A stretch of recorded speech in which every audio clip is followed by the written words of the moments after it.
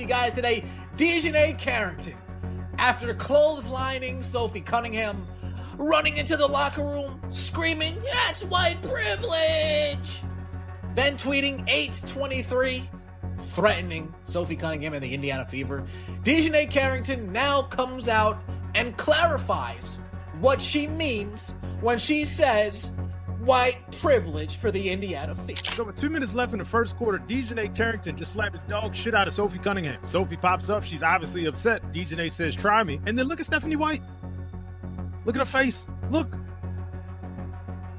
It's mad shit. Now, number one, this is obviously a flagrant 2. It just is. By the letter of the law, you got to call a flagrant 2. We all know these person. That girl needs to be thrown out the league. She's not even a good enough player to be bringing this type of drama. She needs to be thrown. Welcome once more to the Buzzer Update.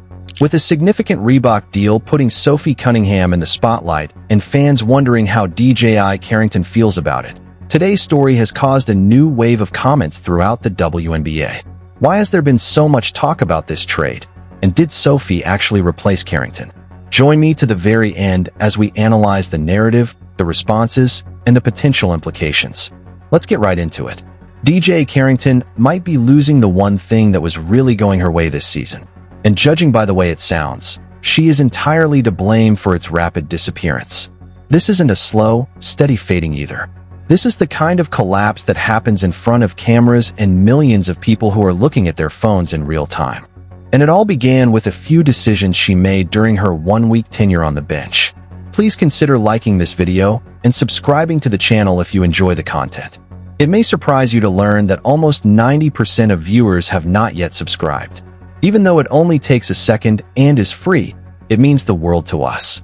Have you already subscribed? Fantastic. I sincerely appreciate your help.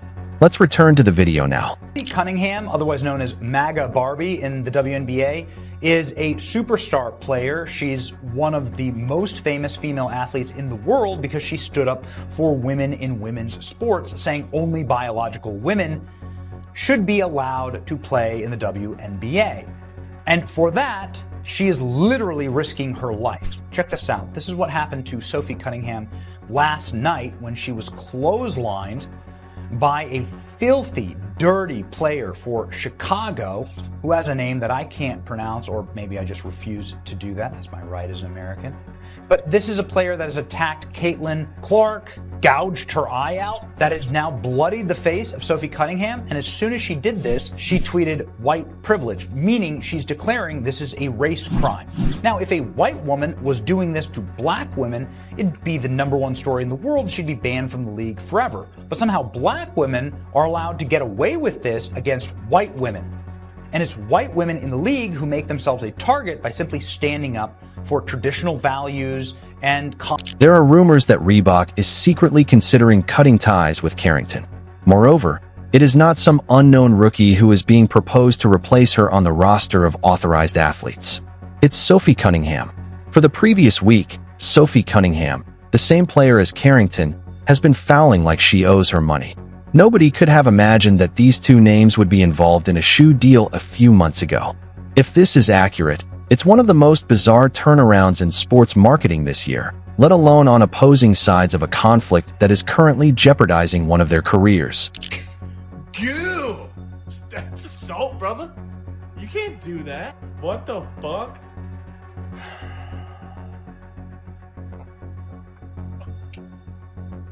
Is this just the default if you can't think? Or if you just like don't want to take accountability for your actions? Oh my god, this league, bro, this league. Bro. White privilege while you're wearing a bleach blonde dyed wig. I mean, the fuck? What is privileged about that? You Stone Cold Steve Austin clotheslined her ass. What about that is white privilege? The WNBA stays undefeated. It truly does. They can't get out of their own way. This is how we got here. Reebok signed Carrington with the intention of having her represent their basketball brand. Someone charismatic, someone that supporters would want to back both on and off the court. That's the main purpose of an endorsement contract. A brand is paying for more than just your jump shot. When customers see your name on a storefront or in an advertisement that appears before their favorite film, they are paying for the emotional impact you have on them. Furthermore, DJ Carrington hasn't exactly made them feel better lately.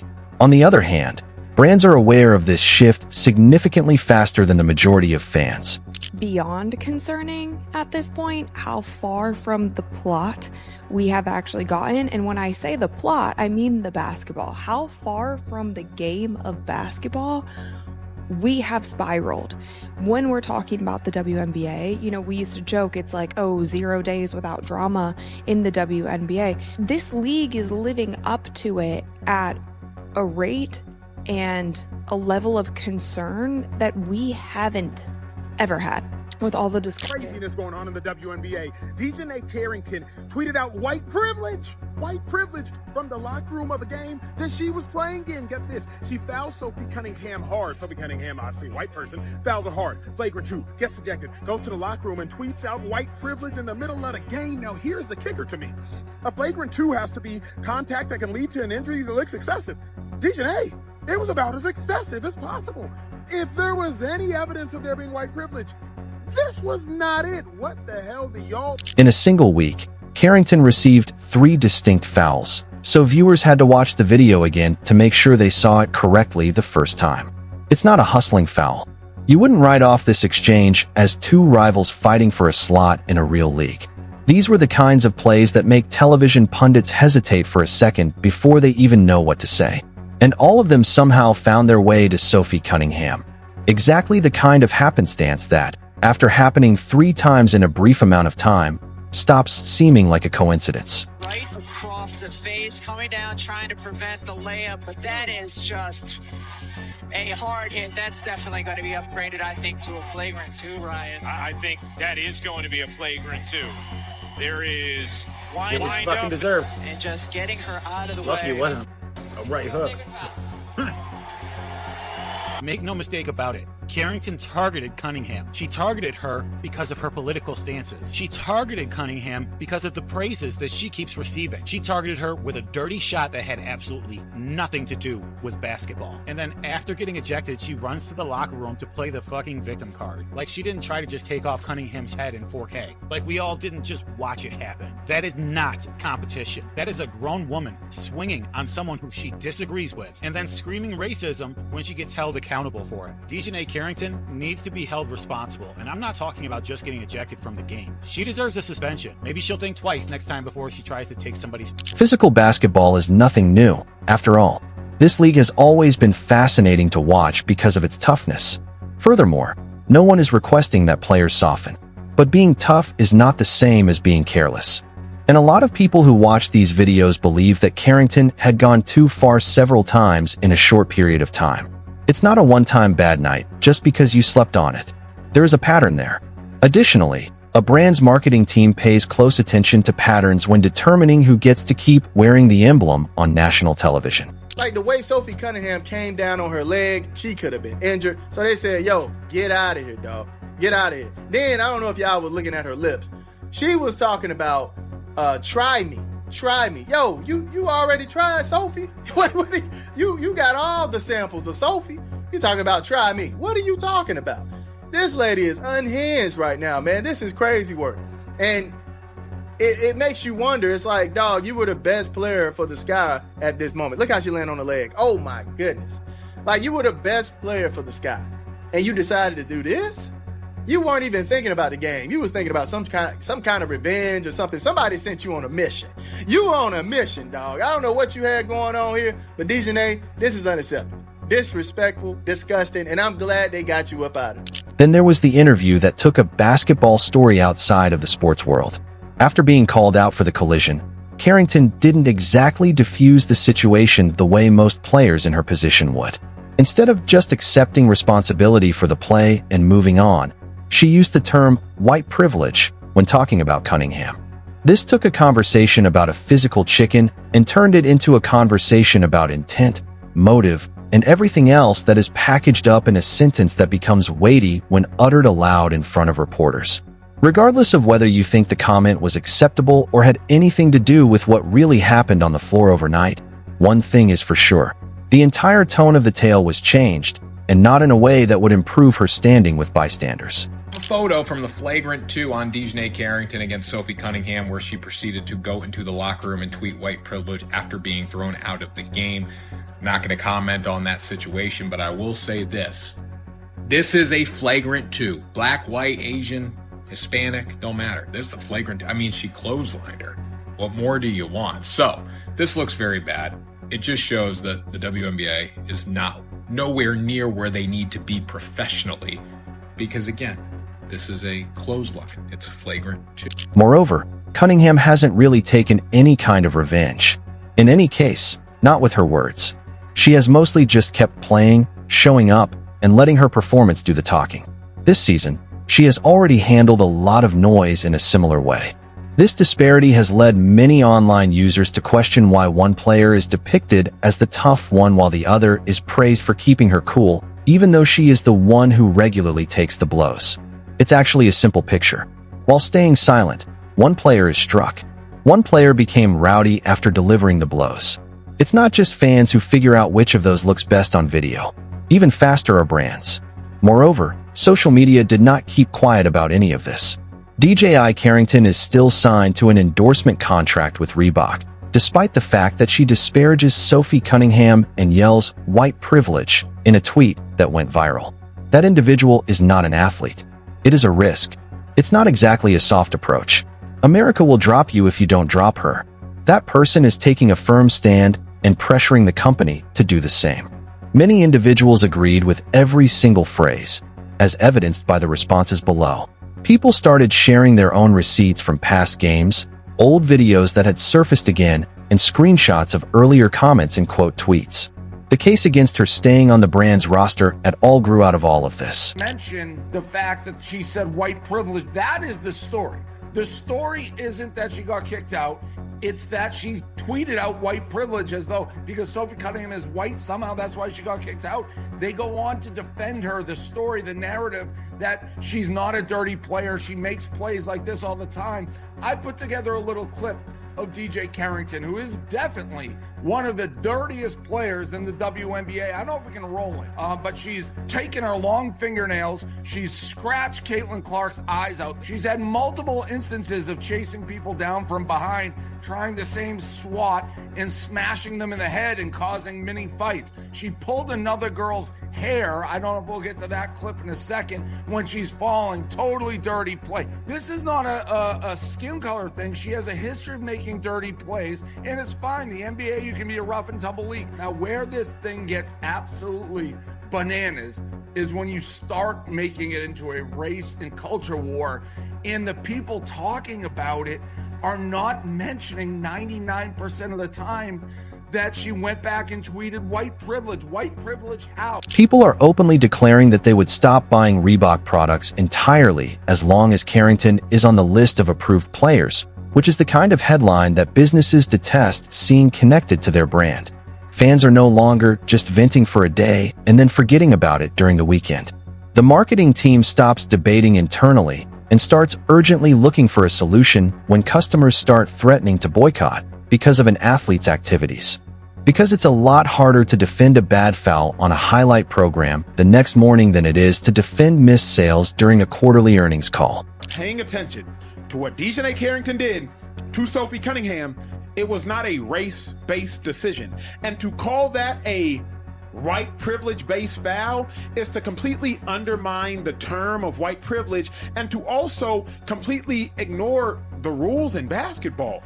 You hit her in the head, you drew blood, you didn't connect with the ball at all whatsoever. So to me, it was just very ignorant and to some degree asinine by Dijonai Carrington to suggest that that call was based on white privilege.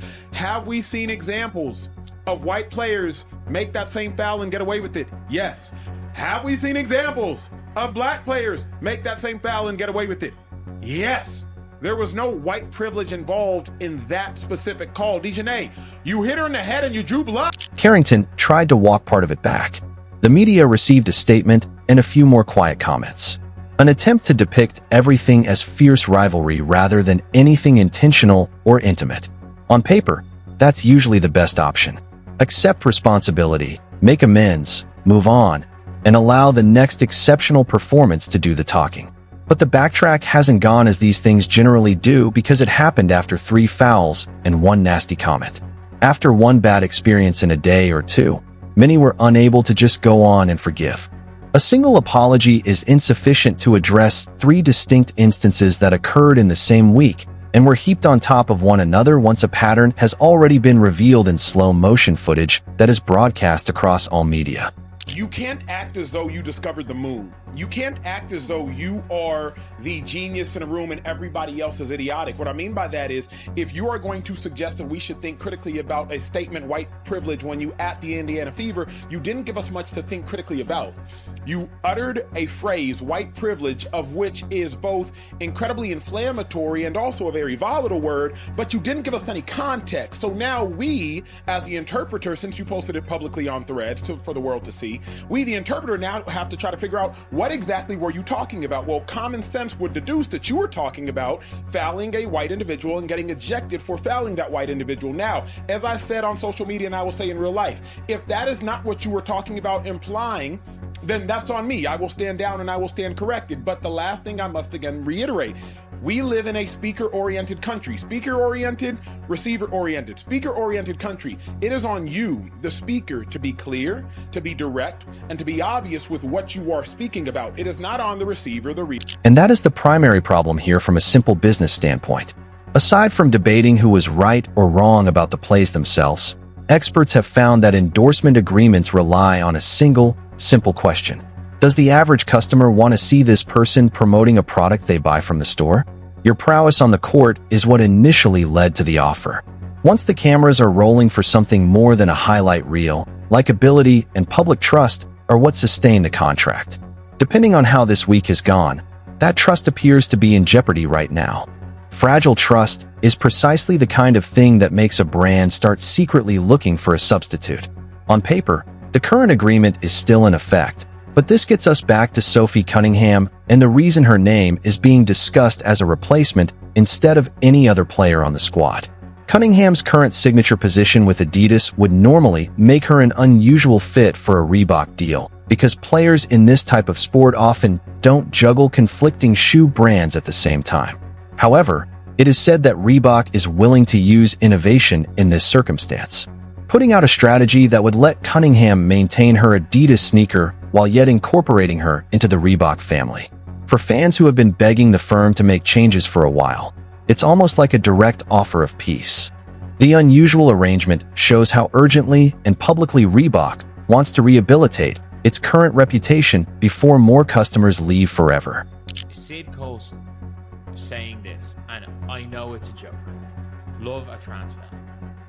This is essentially celebrating a player getting clobbered. You are on TV. You are. Not these other people online. You are. You were on TV basically saying Caitlin Clark was soft for taking a fist to the neck from Alyssa Thomas. You are. You got opportunities because of this organization. You got opportunities because of the like Caitlin Clark brought in your head. You did. You benefited from it. You joined the Indiana Fever for those benefits. You took those benefits. You became more notorious. And as soon as you leave, you rejoin the sisterhood. Then it's against Caitlin Clark. And you are celebrating a player getting... Think about how strange that is for a second. In order to add an athlete who opposes what is currently hurting them, a corporation is reportedly willing to share space with a competitor's shoe. It's not a lighthearted gesture. That's a firm admitting, without making it clear in a press release, that keeping its current athlete at this stage is more harmful than ever losing some exclusivity.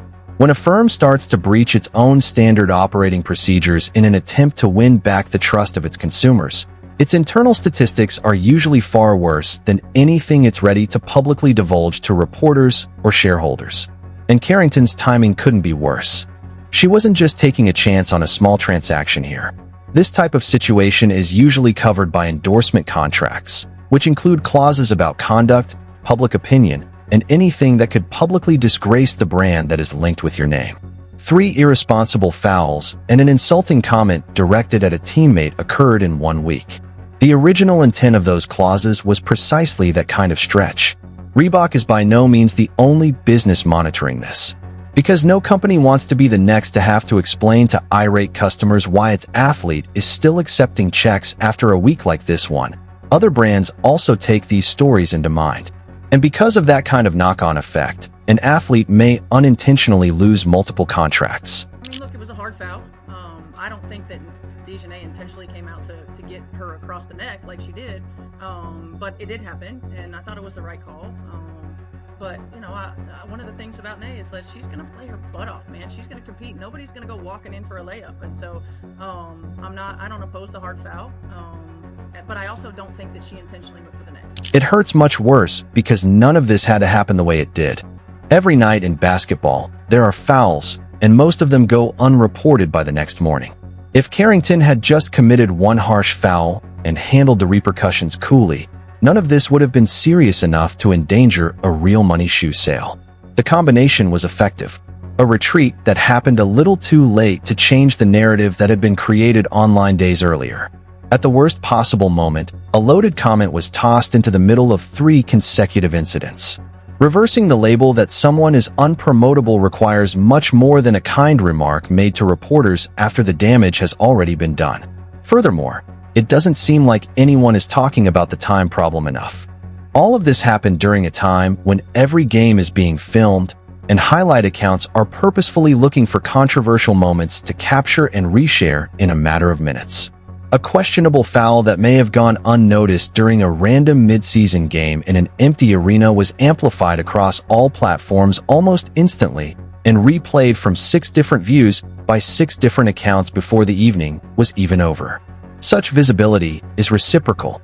It might rapidly turn a happy occasion into a highlight that goes viral. However, it can also swiftly turn a bad decision into a week-long news cycle that a business can no longer afford to be connected to. Have one of your players who commits a clear flagrant 2 and then tweets white privilege right after she goes to the locker room. You can't then cry that this is being talked about in racial terms in a culture. She started that. This is a basketball play. The second you go white privilege, and they are talking about it on these telecasts without mentioning what she tweeted.